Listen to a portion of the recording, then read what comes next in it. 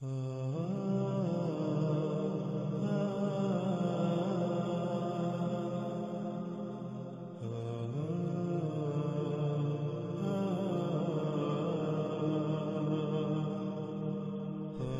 گزشتہ ایک سال میں نہ صرف اللہ کے کلام قرآن سے بلکہ محمد رسول اللہ صلی اللہ علیہ وآلہ وسلم کے الفاظ کی روشنی میں بھی دجال پر کھل کر بات ہو چکی۔ محمد علیہ السلام کی ایک ایک بات کی تصدیق ہو چکی جو انہوں نے دجال کے بارے میں کہی تھی، اور یہ عظیم خبریں جو آج سے 14 صدیاں قبل محمد علیہ السلام نے دی تھیں، جن کے بارے میں اس وقت تصور کرنا بھی محال تھا، ان خبروں سے نہ صرف محمد علیہ السلام کی حقانیت کا کھل کر اظہار ہوتا ہے بلکہ ان کے دشمن، خواہ وہ جو کھل کر دشمنی کا اظہار کرنے والے ہوں یا پھر ان کے امتی ہونے کا لبادہ اڑ کر ان کی طرف اپنے گڑے ہوئے جھوٹوں کو منسوب کر کے نہ صرف خود دین کے نام پر ان کی کردار سازی کرنے میں دن رات مصروف ہیں بلکہ باقی دشمنوں کو بھی محمد علیہ السلام کی ذات کو نشانہ بنانے کے لیے اچھا خاصا مواد فراہم کرتے رہے اور آج تک یہی کر رہے ہیں۔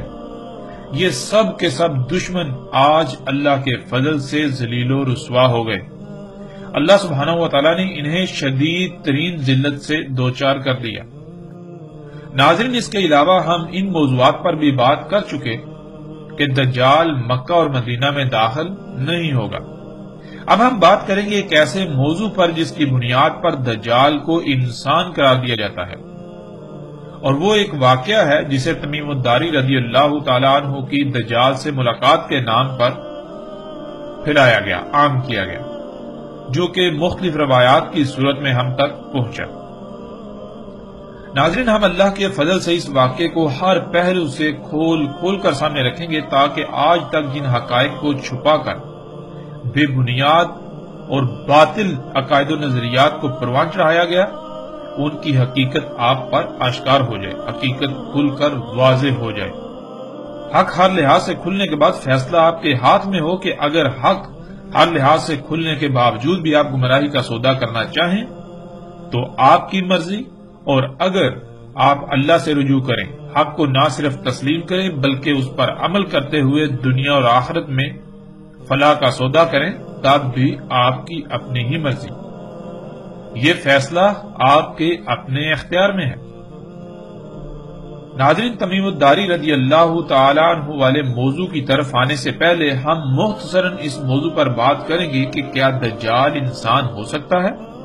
اگر انسان ہو سکتا ہے تو پھر جو سوالات کھڑے ہوتے ہیں ان میں سے صرف ایک دو سوالات پر بات کریں گے تاکہ تمیم داری رضی اللہ تعالیٰ عنہ والے موضوع کو سمجھنے میں آپ کو آسانی ہو جائے،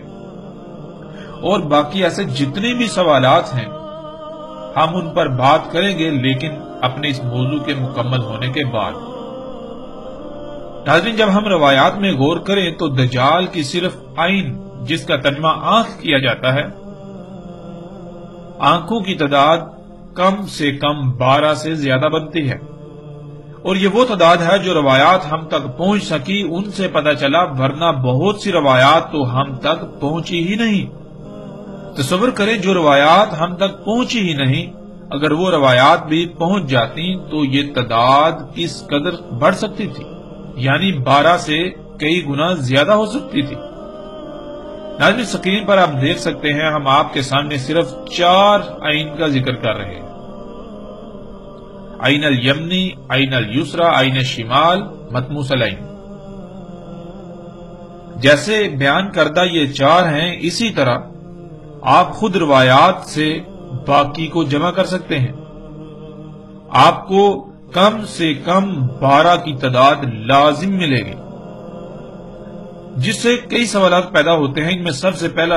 سوال تو یہ ہے کہ کیا کوئی انسان 12 یا اس سے زائد آنکھوں والا ہو سکتا ہے؟ فرض کریں اگر یہ تسلیم کر بھی لیا جائے کہ ہو سکتا ہے، اگر ایسا ممکن ہو تو پھر رسول اللہ صلی اللہ علیہ وآلہ وسلم نے یہ کیوں کہا کہ دجال اول العین ہوگا، جس کا ترجمہ ایک آنکھ والا کیا جاتا ہے؟ اور اگر مختلف تعویلات پہنا کر یہ ثابت کرنے کی کوشش کی بھی جائے کہ آنکھیں 12 نہیں ہیں، آنکھیں 2 ہی ہیں لیکن ان کی صفات 12 سے زیادہ ہیں، تو پھر بھی ایک سوال پیدا ہوتا ہے، وہ یہ کہ رسول اللہ صلی اللہ علیہ وآلہ وسلم کے واضح الفاظ کی روشنی میں 3 عین کا لازم ذکر ملتا ہے، جیسا کہ آپ دیکھ سکتے ہیں عین الیسرا، عین الیمنی، عین الشمال۔ تو ناظرین میں دیکھیں، ایک دائیں آنکھ، دوسری بائیں آنکھ اور تیسری شمال والی آنکھ، یوں واضح الفاظ میں 3 آنکھوں کا ذکر ملتا ہے۔ تو کیا کسی انسان کی 3 آنکھیں ہو سکتی ہیں؟ اور اگر 3 آنکھیں ہو سکتی ہیں تو پھر اسے ایک آنکھ والا کیوں کہا گیا؟ یعنی کہ اگر اسے کانا کہا گیا تو پھر ایک آنکھ والا یعنی کانا کیوں کہا گیا؟ پھر تو 3 آنکھوں والا کہنا چاہیے تھا۔ اور ناظرین، ان 3 کے علاوہ وہ بھی ہیں جو مٹی ہوئی ہیں، یعنی سرے سے ہیں ہی نہیں۔ اب جب انسان کی 3 آنکھیں ہوں، اس کے علاوہ وہ جو مٹی ہوئی ہیں وہ بھی ہوں، تو پھر اسے ایک آنکھ والا کیسے کہا جا سکتا ہے؟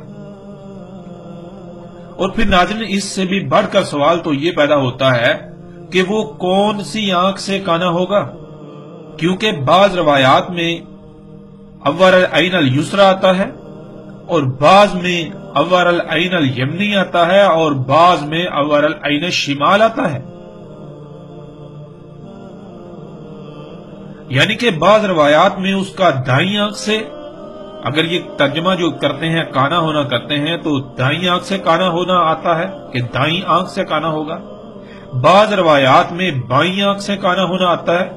یعنی کہ اول کا ترجمہ جو یہ کانا کرتے ہیں، اگر یہ ترجمہ لے لیا جائے، یہ معنی لے لیا جائے تو بائیں آنکھ سے کانا، اور بعض میں شمال والی آنکھ سے عین سے کانا کے الفاظ آتے ہیں۔ پھر اسی طرح ناظرین، اس کی کون سی آنکھ مٹی ہوئی ہوگی؟ بعض روایات میں دائیں مٹی ہوئی ہوگی جو ان کے تراجم ہیں، ان تراجم کے مطابق، بعض میں بائیں، بعض میں شمال۔ یعنی یہ کہ ناظرین وہ تینوں ہی آنکھوں سے کانا ہے،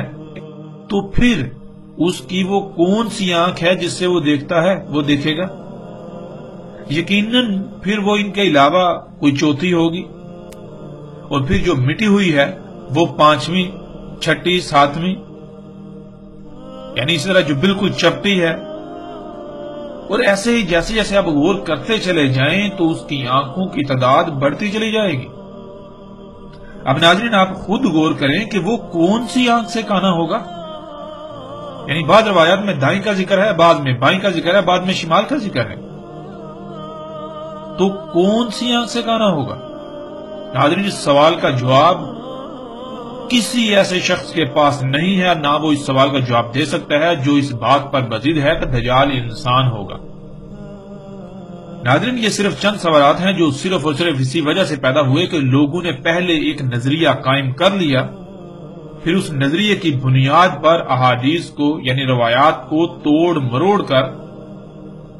لوگوں کے سامنے پیش کیا جاتا رہا۔ اور ہر وہ شخص جو دجال کو ایک شخصیت، ایک انسان قرار دینے پر بزد ہے، وہ ان سوالات کے جوابات نہیں دے سکتا۔ اس کے علاوہ درجنوں نہیں سینکڑوں سوالات ہیں جن میں سے بعض پر ہم بات کریں گے، لیکن ہم اس موضوع کے بعد، یعنی کہ جب ہمارا یہ موضوع مکمل ہوگا تو اس کے بعد ہم ان سوالات کی طرف بھی آئیں گے۔ اب جب ناظرین ہم رسول اللہ صلی اللہ علیہ وآلہ وسلم کے الفاظ کو دیکھیں تو رسول اللہ صلی اللہ علیہ وآلہ وسلم نے کہیں بھی یہ نہیں کہا کہ دجال ایک آنکھ والا ہوگا، دجال بائیں آنکھ سے کانا ہوگا، دجال دائیں آنکھ سے کانا ہوگا یا شمال والی آنکھ سے کانا ہوگا، بلکہ رسول اللہ صلی اللہ علیہ وآلہ وسلم کے جو الفاظ ہمیں ملتے ہیں وہ یہ ہیں کہ الدجال اول العین الیسرا، الدجال اول العین الیمنی، الدجال اول العین الشمال، اسی طرح باقی عین کا بھی ذکر ہے۔ اور ناظرین، اول کسے کہتے ہیں یہ ہم پچھلی ساتھ میں تفصیل کے ساتھ جان چکے۔ پھر عین کسے کہتے ہیں؟ عین آنکھ کو نہیں کہتے، عین تو کہتے ہیں دیکھنے کے آلے کو، جیسے یعنی کہ اللہ سبحانہ تعالیٰ نے اس بشر کو جو دیکھنے کا آلہ لگایا ہے جسے آپ آنکھ کہتے ہیں، تو جو صفات، جو خصوصیات اس آنکھ میں پائی جاتی ہیں وہ خصوصیات و صفات جس شے میں بھی، جس آلے میں پائی جائیں گی، اس آلے کو، اس شے کو عین کہا جاتا ہے۔ ناظرین، کسی ایک بھی روایت میں یہ نہیں ہے کہ رسول اللہ صلی اللہ علیہ وآلہ وسلم نے یہ کہا ہو کہ دجال کی ایک آنکھ ہوگی۔ یہ سب کا سب آپ کو تراجم و تفاسیر میں ملے گا، عربی متن میں ایسا کچھ بھی نہیں ہے، اور ایسا آپ کو تراجم و تفاسیر میں اس لیے ملے گا کیونکہ لوگوں نے جو خود کو علماء کہلاتے رہے اور کہلاتے ہیں، انہوں نے دجال کے بارے میں پہلے ایک نظریہ قائم کیا، پھر اپنے اسی نظریے کو، اپنے اسی عقیدے کو روایات کی صورت میں پیش کیا، روایات کو اسی طرح سے توڑا مروڑا گیا۔ اللہ کے فضل سے دجال کے موضوع پر جب بات مکمل ہو چکے گی تو ہم آخر میں ان کے تراجم و تفاسیر کی بھی اچھی طرح سے پول کھولیں گے، آپ کے سامنے حقائق بالکل ہر لحاظ سے سامنے رکھیں گے۔ ناظرین، کسی بھی روایت میں یہ نہیں ہے کہ دجال کی ایک آنکھ ہے، پھر کبھی کہا جاتا ہے کہ وہ دائیں آنکھ سے کانا ہے، کبھی کہا جاتا ہے وہ بائیں آنکھ سے کانا ہے، کبھی کہا جاتا ہے شمال والی آنکھ سے کانا ہے، پھر اس طرح کبھی کہا جاتا ہے کہ دائیں والی جو آنکھ ہے اس سے وہ اس کی سپاٹ ہوگی، یا اس طرح کے ایسے جتنے بھی تراجم موجود ہیں، کوئی ایک بھی ترجمہ عربی زبان کے اصولوں پر پورا نہیں اترتا، اس کا عربی متن کے ساتھ دور دور تک کوئی تعلق نہیں ہے۔ ہم بار بار پیچھے بیان کر چکے کہ عربی دنیا کی واحد ایسی زبان ہے جس کا ترجمہ دنیا کی کسی بھی زبان میں نہیں کیا جا سکتا، مگر صرف اور صرف معنی بیان کیے جا سکتے ہیں۔ آج معنی کی بجائے مفہوم کا لفظ استعمال کیا جاتا ہے اور معنی سے مراد ترجمہ لے لیا جاتا ہے، جو کہ بالکل غلط العام ہے۔ ناظرین، تمام کی تمام روایات میں کہا گیا کہ دجال ہی وہ شے ہے جو یک طرفہ دیکھنے کا آلہ ہے، اور وہ کوئی ایک آلہ نہیں ہے بلکہ رسول اللہ صلی اللہ علیہ وآلہ وسلم نے اس کی تفصیلات بیان کر دی، جو الحمدللہ پیچھے گزشتہ ایک ساتھ میں گزر چکی۔ اور ناظرین، یہی وہ وجہ تھی جس وجہ سے رسول اللہ صلی اللہ علیہ وآلہ وسلم نے یہ کہا تھا کہ یہ ممکن ہی نہیں کہ دجال تمہاری عقلوں میں آ جائے، یعنی کہ رسول اللہ صلی اللہ علیہ وسلم نے کہا کہ دجال کیا ہے اس کے بارے میں سب کچھ ہر لحاظ سے کھول کھول کر بیان کر چکا، بتا چکا تمہیں، اس کے باوجود بھی یہ ممکن ہی نہیں ہے کہ وہ تمہاری عقلوں میں آ جائے، یعنی کہ دجال تمہاری عقلوں میں آئے گا ہی نہیں۔ اب ناظرین غور کریں کہ رسول اللہ صلی اللہ علیہ وآلہ وسلم ان لوگوں کو مخاطب کر رہے ہیں جن کی زندگی میں دجال نے آنا ہے، ان کو یہ کہہ رہے ہیں کہ تم دجال کو پہچان ہی نہیں سکو گے، دجال تمہاری عقلوں میں ہی نہیں آئے گا، کہ دجال کیا شے ہے وہ تمہاری عقلوں میں نہیں آئے گا۔ اب ناظرین، جن کی زندگی میں دجال نے آنا تھا، آنا ہے، جب ان کی عقل میں ہی دجال نہیں آئے گا، وہ دجال کو سمجھ ہی نہیں پائیں گے، الٹا اس کو مسیحا سمجھ لیں گے، تو ناظرین جن کی زندگی میں دجال نے آنا ہی نہیں تھا، جن کی زندگی میں دجال کا کوئی تصور تک بھی نہیں تھا، تو انہوں نے دجال کے پورے نقشے کیسے کھینچ ڈالے؟ ان کو یہ اختیار کس نے دیا؟ ان کے اوپر کیا وحی نازل ہوئی کہ دجال ایک شخصیت ہوگی؟ اس کا باقاعدہ ایک نقشہ جو ہے وہ ڈیزائن کر دیا۔ ناظرین، یہ کیسے ہو سکتا ہے؟ یعنی رسول اللہ صلی اللہ علیہ وآلہ وسلم ان لوگوں کے بارے میں کہتے ہیں جن کی زندگی میں دجال نکلے گا، کہ دجال ان لوگوں کی عقلوں میں نہیں آئے گا جن کی زندگی میں نکلے گا۔ اب ہوتا کیا ہے کہ جن آج سے پیچھے چلے جائیں 200-400 سال پہلے، 500 سال پہلے، 1000 سال پہلے،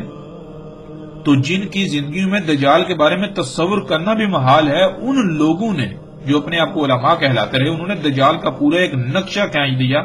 اور اکثریت آج تک اسی پر ڈٹی ہوئی ہے اور گمراہی کا شکار ہو رہی ہے اور گمراہی کا شکار ہوئی۔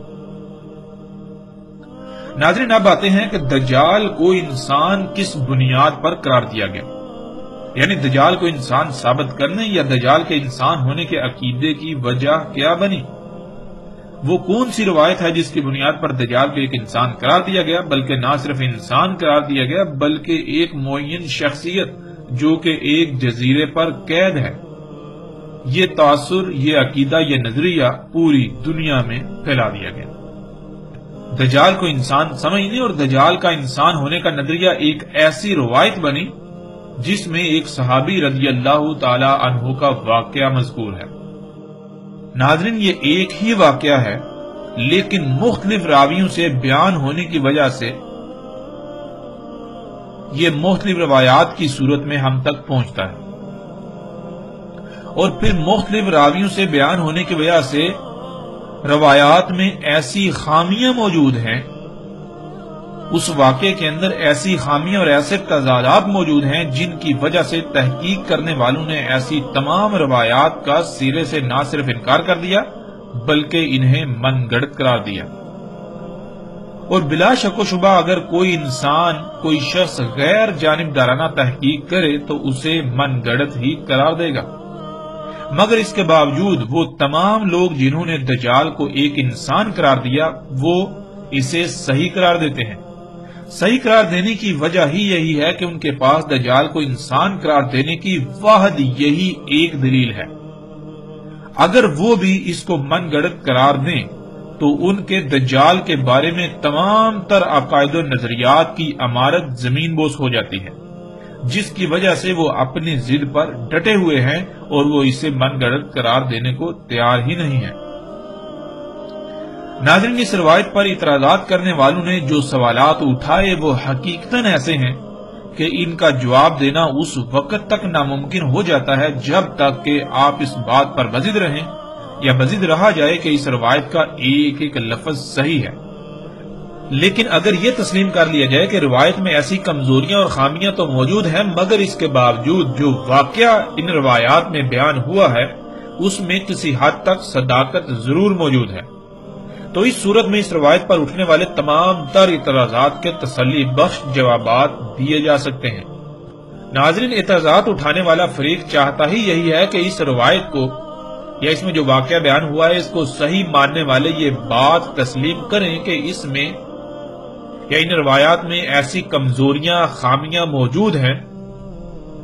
تو اس کے بعد اس روایت کے صحیح ہونے کی بنیاد ہی ختم ہو جائے گی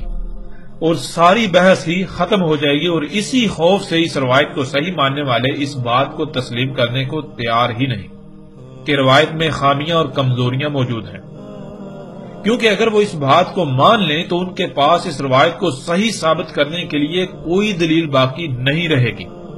یوں ان کے دجال کے بارے میں یہ عقائد زمین بوس ہو جاتے ہیں کہ دجال ایک انسان ہے، اور یہی وہ نہیں چاہتے کہ ایسا ہو، اور ایسے تمام کے تمام لوگ، خواہ ان کا کسی بھی فرقے سے تعلق ہو، وہ روایات کے ایسے تراجم و تشریحات کرتے ہیں جن سے نہ صرف روایت کے اصل متن میں پیدا ہونے والے تمام تر سوالات غائب کر دیے جاتے ہیں، بلکہ دجال کو انسان ثابت کرنے والے اپنے نظریات کو ایک مضبوط بنیاد فراہم کرتے ہیں جو محض ترجمے کی حد تک سخت دھوکے پر مبنی ہوتی ہے۔ اگر اس روایت کے اصل متن عربی کو دیکھ لیا جائے تو پتہ چلے گا کہ یہ علماء کے نام پر طبقہ جان بوجھ کر علم کے باوجود سادہ لو عوام کو کتنا عظیم ترین دھوکہ دے رہا ہے، نہ صرف اپنی آخرت تباہ کر رہا ہے بلکہ لا تعداد انسانوں کی آخرت سے بھی کھلواڑ کر رہا ہے۔ اور ناظرین، عوام بھی آنکھیں بند کر کے ان کے تراجم و تفاسیر و تشریحات پر ایسے ایمان لے آتی ہے اور لا رہی ہے جیسے کہ یہ اللہ کے مابعوث کیے گئے انبیاء ہوں، اللہ کے رسول ہوں۔ ہم صرف اور صرف اللہ سبحانہ و تعالیٰ کے فضل سے نہ صرف اس روایت کی بنیاد پر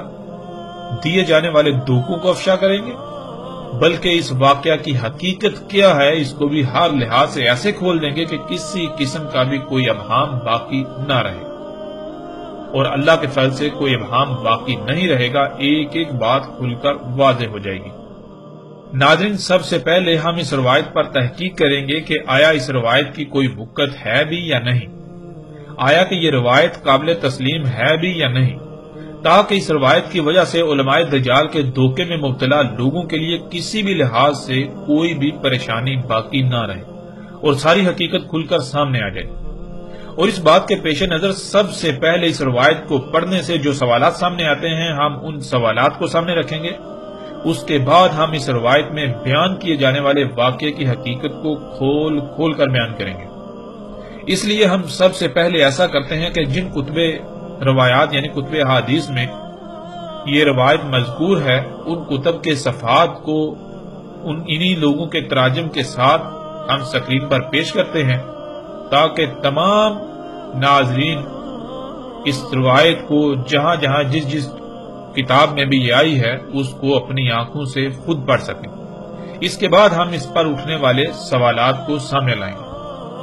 ناظرین، ہم وقت کی بچت کے لیے سکرین پر اس روایت کو تھوڑا تیزی سے پیش کریں گے، لیکن آپ اسے پڑھنے کے لیے سکرین کو روک روک کر تسلی سے پڑھ سکتے ہیں۔ ناظرین، اس وقت سکرین پر جو روایات آپ کو نظر آ رہی ہیں یہ صحیح مسلم کی ہیں اور انہی لوگوں کے تراجم آپ ساتھ پڑھ سکتے ہیں۔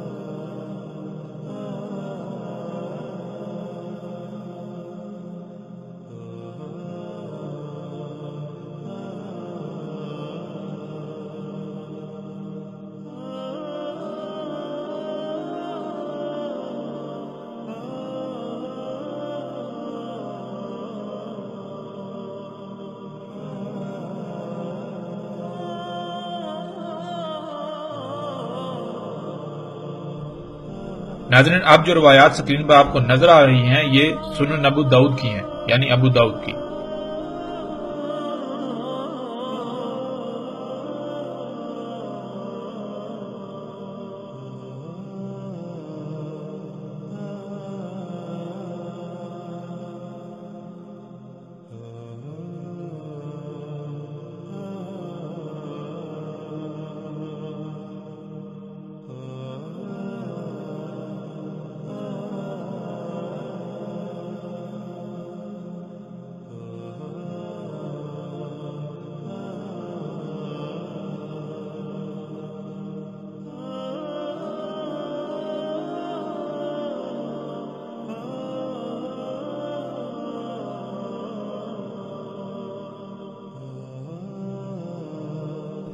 اب جو روایات آپ کو سکرین پر نظر آ رہی ہیں وہ مسند احمد بن حنبل کی ہیں، مسند احمد کی۔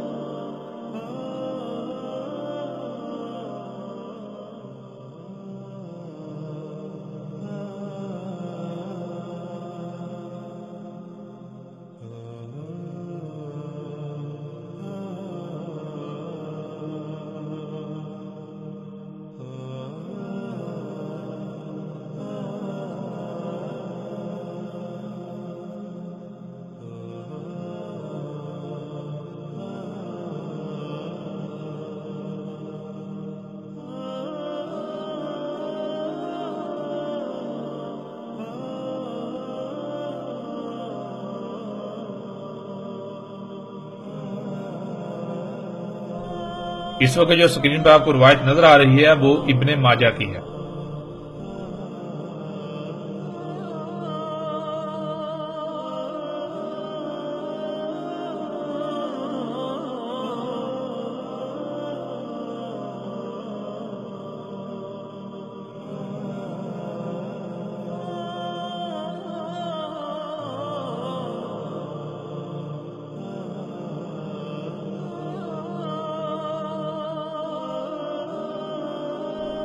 ناظرین، ان روایات کو آپ خود پڑھ چکے،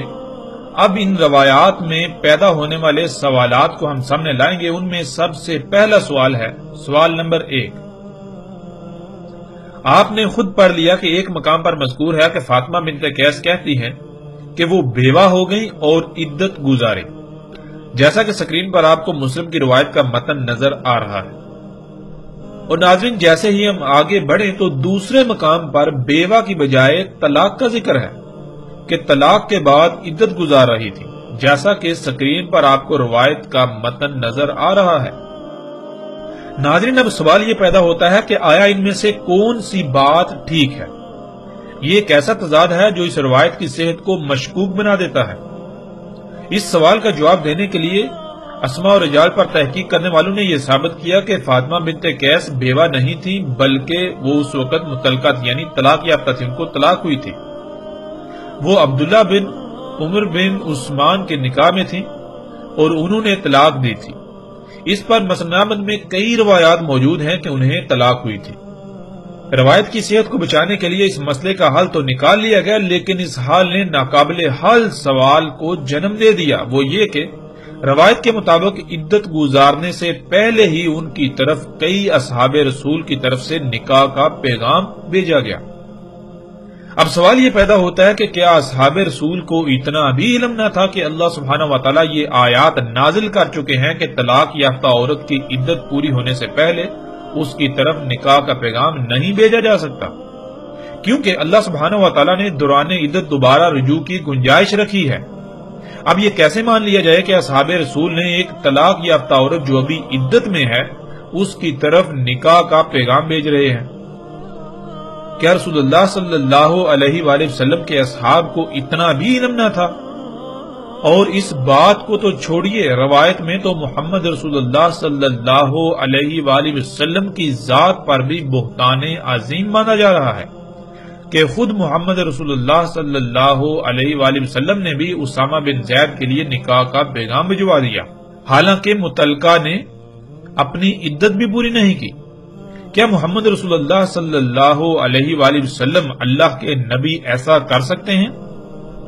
کہ ایک متعلقہ عورت جس کی ابھی عدت بھی پوری نہیں ہوئی، ابھی وہ دوبارہ رجوع کر سکتے ہیں، تو اس کی طرف نکاح کا پیغام بھیجا جا رہا ہو؟ کیا ایسا ممکن ہے؟ ناظرین یہ ایسے سوالات ہیں کہ ان کے جوابات چاہ کر بھی تراشے نہیں جا سکتے،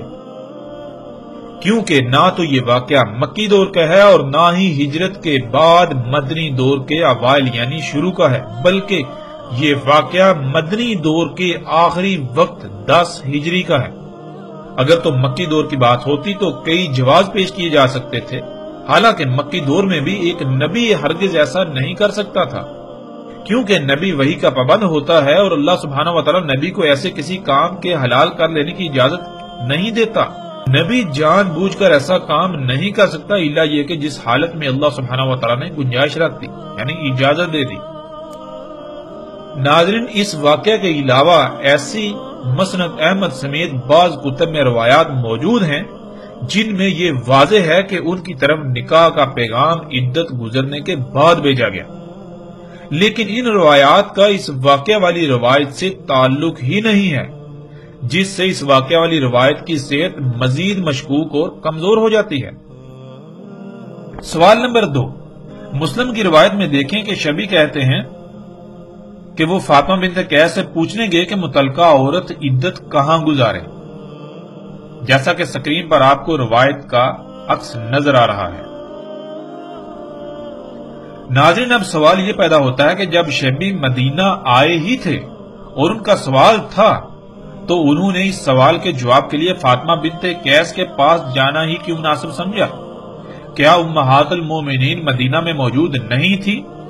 کیا خلیفہ موجود نہیں تھے؟ یا کوئی ایسا مرد موجود نہیں تھا جو ان کے اس سوال کا جواب دے سکتا تھا؟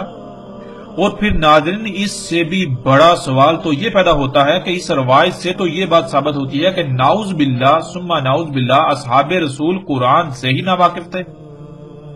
کیا اللہ سبحانہ وتعالی نے قرآن میں متعلقہ کی عدت گزارنے کی صراحت کے ساتھ وضاحت نہیں کر دی؟ کیا قرآن میں آیات موجود نہ تھیں جو وہ قرآن کو چھوڑ کر فاطمہ بنت قیس کے ہاں جا پہنچے؟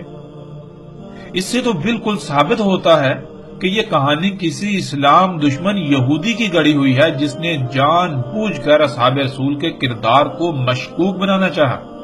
اور اس واقعہ کو فاطمہ بنت قیس سے منسوب کر دیا، اور خود کو امت مسلمہ کہلانے والوں نے خود کو فرقوں میں تقسیم کر کے اپنے اپنے فرقے اور اس کے نظریات کو سچا ثابت کرنے کے لیے ایسی روایات کو بطور دلائل استعمال کرنا شروع کر دیا۔ اب ناظرین آتے ہیں اگلے سوال کی طرف۔ سوال نمبر 3، اس روایت کے تمام مقامات کو سامنے رکھیں تو جو تضادات سامنے آتے ہیں وہ آپ کے سامنے ہیں۔ ایک مقام پر مذکور ہے کہ یہ واقعہ تمیم داری رضی اللہ تعالیٰ عنہ کے ساتھ پیش آیا۔ وہ بذات خود سمندری جہاز میں سوار تھے، جیسا کہ سکرین پر روایات کے عکس میں آپ دیکھ سکتے ہیں۔ پھر ناظرین دوسرے مقام پر تمیم داری رضی اللہ تعالیٰ عنہ کی بجائے ان کے چچا زاد کا ذکر ہے کہ یہ واقعہ تمیم داری کے ساتھ پیش نہیں آیا بلکہ ان کے چچا زاد کے ساتھ پیش آیا، اور اس کو بھی آپ سکرین پر دیکھ سکتے ہیں۔ پھر ناظرین اس سے بھی بڑھ کر حیرانی والی بات یہ ہے کہ تیسرے مقام پر نہ تمیم داری کا ذکر ہے اور نہ ہی ان کے چچا زاد کا، یعنی کہ نہ یہ واقعہ تمیم داری کے ساتھ پیش آیا اور نہ ہی ان کے چچا زاد کے ساتھ، بلکہ ان دونوں کے برعکس یہ واقعہ ان کی قوم کے کچھ لوگوں کے ساتھ پیش آیا۔ سکرین پر آپ اس کو دیکھ سکتے ہیں۔ پھر ناظرین مزید حیرانگی والی بات تو یہ ہے کہ چوتھے مقام پر یوں مذکور ہے کہ پہلے رسول اللہ صلی اللہ علیہ وآلہ وسلم کہتے ہیں کہ تمیم داری میرے پاس آئے، مجھے خبر دی، اور ساتھ ہی یہ بھی آ جاتا ہے آگے کہ مجھے خبر تمیم داری کے چچا زاد نے دی، جیسا کہ آپ روایت کو سکرین پر دیکھ سکتے ہیں۔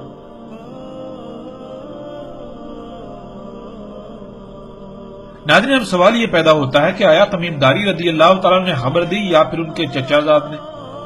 اب یہ کیسے ہو سکتا ہے کہ رسول اللہ صلی اللہ علیہ وآلہ وسلم کے پاس تمیم داری آئیں اور وہ خبر دیں، پھر رسول اللہ صلی اللہ علیہ وسلم یہ کہیں کہ یہ خبر تمیم داری کے چچا زاد نے دی؟ پھر ناظرین پانچویں مقام پر نہ تمیم داری رضی اللہ تعالیٰ کا ذکر ہے اور نہ ہی ان کے چچا زاد کا، اور نہ ہی ان کی قوم کے ان لوگوں کا جن کا پیچھے ذکر ہو چکا، بلکہ اس مقام پر ان کی قوم کے نامعلوم لوگوں کا ذکر ہے کہ یہ واقعہ ان کے ساتھ پیش آئے، جیسا کہ سکرین پر آپ روایت کے عکس کو دیکھ سکتے ہیں۔ ناظرین اب آپ ان پانچوں مقامات کو سامنے رکھیں تو سامنے آنے والے تضادات ایسے ہیں جو اس روایت کی صحت کو نہ صرف مشکوک بنا دیتے ہیں بلکہ ناقابل قبول بنا دیتے ہیں اور من گڑت قرار دیتے ہیں۔ لیکن حیران کن بات یہ ہے کہ خود کو علماء کہلانے والوں کی اکثریت نے عام عوام میں یہی پھیلایا ہوا ہے کہ یہ واقعہ تمیم داری رضی اللہ تعالیٰ عنہ کے ساتھ پیش آیا، اور اس کا دوسرا رخ جو ابھی سامنے لایا جا رہا ہے، ہم آپ کے سامنے لا رہے ہیں، اس کو سرے سے چھپا دیا جاتا ہے، جو کہ بہت بڑا دھوکہ ہے۔ آپ اپنی آنکھوں سے تمام مقامات کو سامنے رکھ کر فیصلہ کریں کہ کیا سب کو ہی صحیح تسلیم کیا جا سکتا ہے، حالانکہ واقعہ تو صرف ایک ہی ہے، واقعہ ایک سے زائد نہیں، ایک ہی واقعہ ہے۔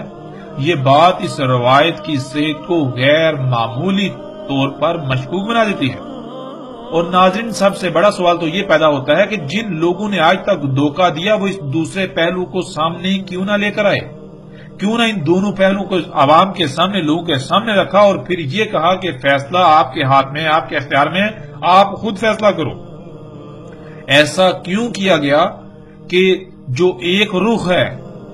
اس کو بالکل سرے سے چھپا دیا گیا، اس کی لوگوں کو بھنک میں نہ پڑنے دی، اور اپنے مفادات کے حصول کے لیے، اپنے باطل عقائد و نظریات کو پروان چڑھانے کے لیے، انہیں پھیلانے کے لیے، انہی پر لوگوں کو قائم کرنے کے لیے اس بہت بڑے دھوکے کو عام کیا گیا، لوگوں کو دھوکہ دیا گیا اور اس دجل سے کام لیا گیا۔ آخر ایسا کیوں؟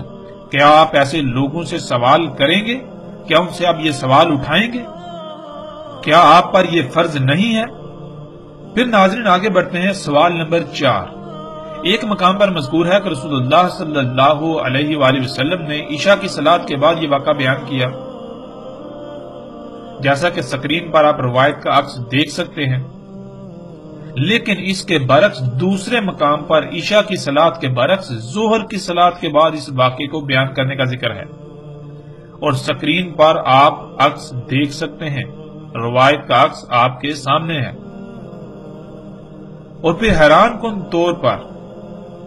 حیران کن طور پر دونوں روایات یعنی دونوں مقامات پر راوی ایک ہی ہے، یعنی واقعہ بیان کرنے والی فاطمہ بنت قیس ہی ہیں۔ فاطمہ بنت قیس ایک مقام پر کہہ رہی ہیں یہ واقعہ عشاء کی نماز کے بعد رسول اللہ صلی اللہ علیہ وسلم نے سنایا، اور دوسرے مقام پر کہہ رہی ہیں کہ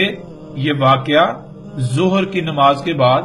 رسول اللہ صلی اللہ علیہ وآلہ وسلم نے سنایا۔ اب ناظرین یہ ایسا کیسے ہو سکتا ہے؟ ناظرین اب سوال یہ پیدا ہوتا ہے کہ جب یہ بات بالکل مصدقہ ہے کہ رسول اللہ صلی اللہ علیہ وآلہ وسلم نے ایک ہی بار یہ واقعہ بیان کیا، تو پھر یہ کیسے ہو سکتا ہے کہ اتنا اہم واقعہ انسان بھول جائے، کوئی شخص بھول جائے، یا کوئی پریشانی ہو یاد رکھنے میں کہ کس وقت بیان کیا؟ اب یہ تو ممکن ہی نہیں ہے کہ دونوں باتوں کو صحیح تسلیم کر لیا جائے،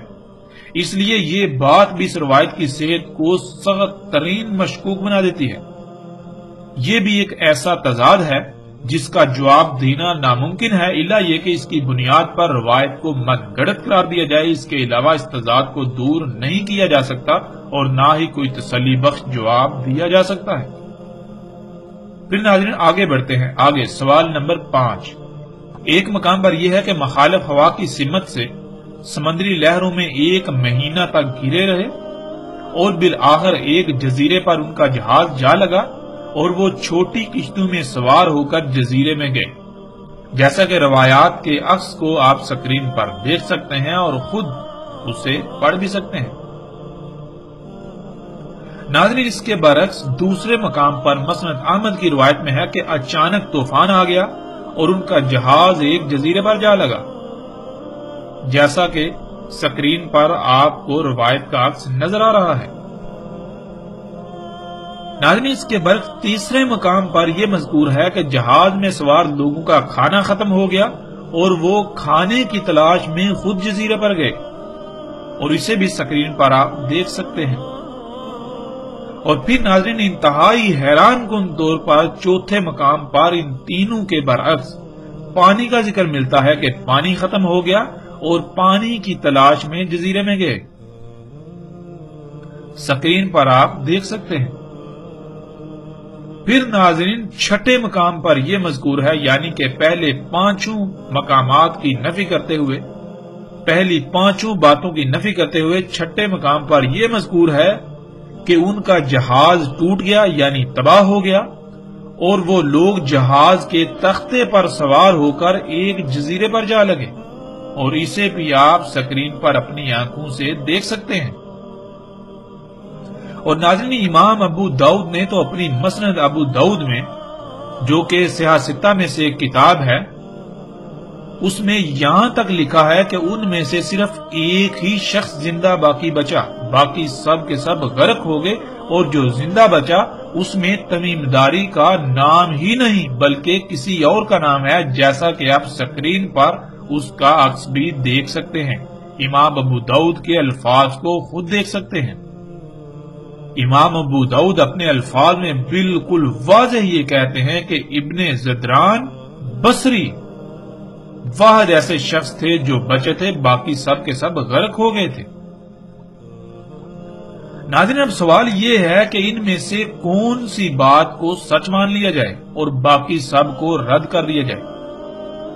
اتنے بڑے اور غیر معمولی تضادات اس روایت کو من گڑت قرار دینے کے لیے کافی ہیں، اور یہ ایسے سوالات ہیں جن کا جواب دینا ناممکن ہے۔ اور پھر سوال یہ پیدا ہوتا ہے کہ جب ان کا جہاز تباہ ہو گیا تو وہ لوگ واپس کیسے آئے؟ یعنی کہ اگر امام ابو داؤد کی بات کو ایک طرف رکھ دیا جائے، چھوڑ دیا جائے کہ باقی سب غرق ہو گئے، صرف ایک شخص بچا، اگر یہ تسلیم کر یہ جہاز غرق ہو گیا اور وہ سب بچ گئے، لیکن وہ سب کے سب لوگ جہاز تباہ ہونے کے باوجود واپس کیسے آ گئے؟ کس طرح واپس پہنچے؟ امام ابو داؤد کے مطابق ان میں صرف ایک ہی شخص زندہ بچا، باقی سب غرق ہو گئے، تو پھر یہ سب رسول اللہ صلی اللہ علیہ وآلہ وسلم نے بیان کیوں نہ کیا؟ وہ شخص وہاں سے واپس کیسے آیا؟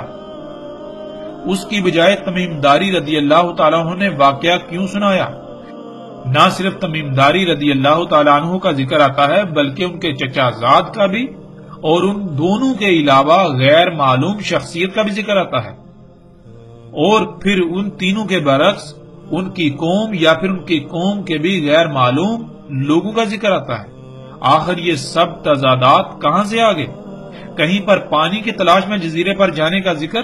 تو کہیں پر روٹی کی تلاش میں، کہیں پر جہاز بھٹک کر خود ہی جا لگا، کہیں پر جہاز تباہ ہو گیا۔ آخر یہ تمام تر سوالات کے جوابات کیسے حاصل ہو سکتے ہیں؟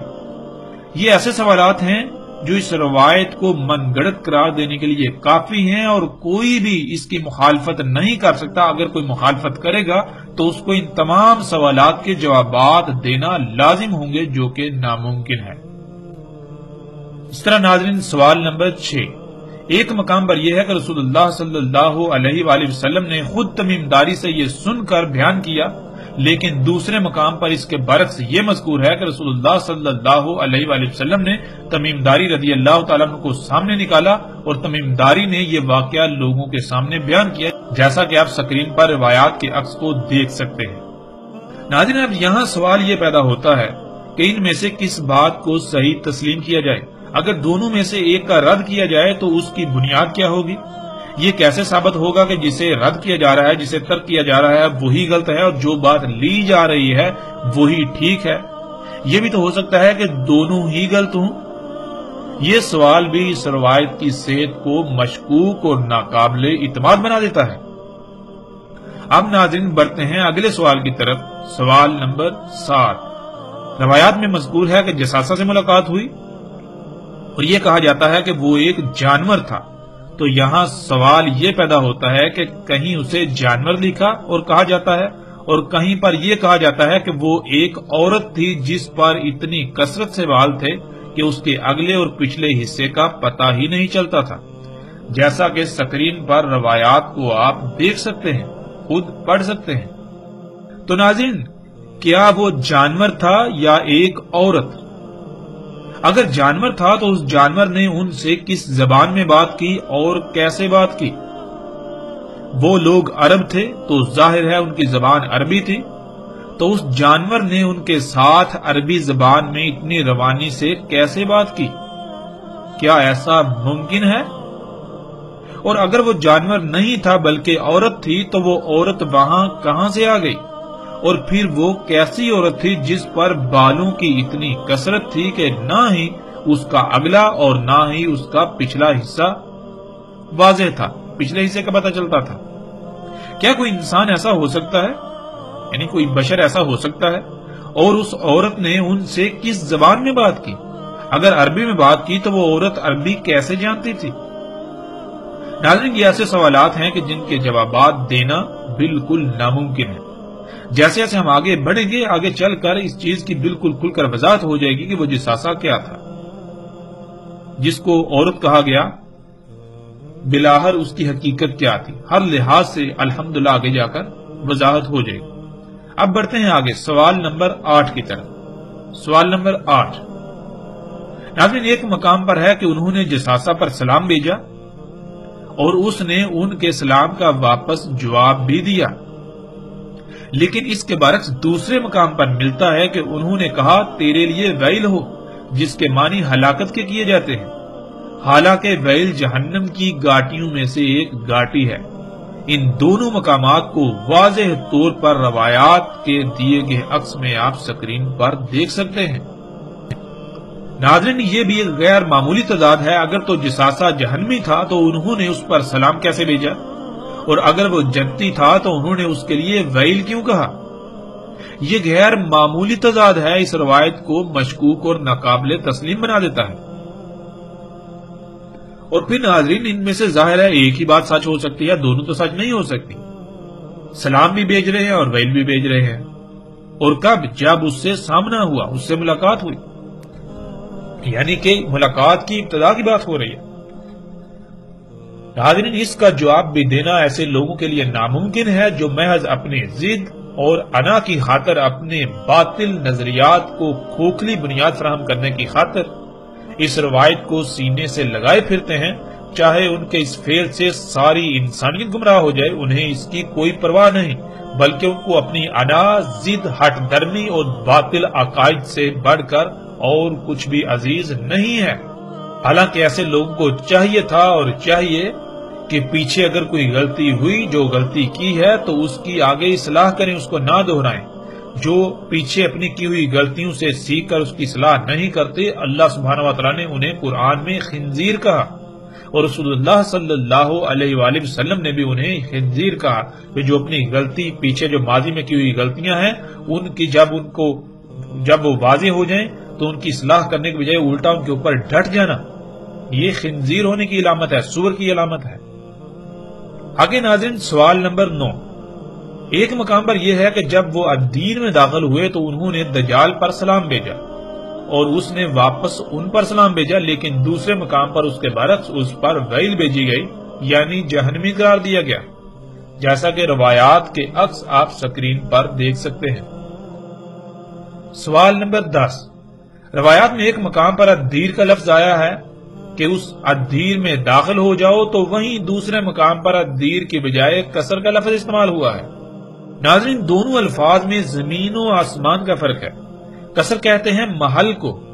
اور الدیر کے معنی آگے آئیں گے تفصیل کے ساتھ۔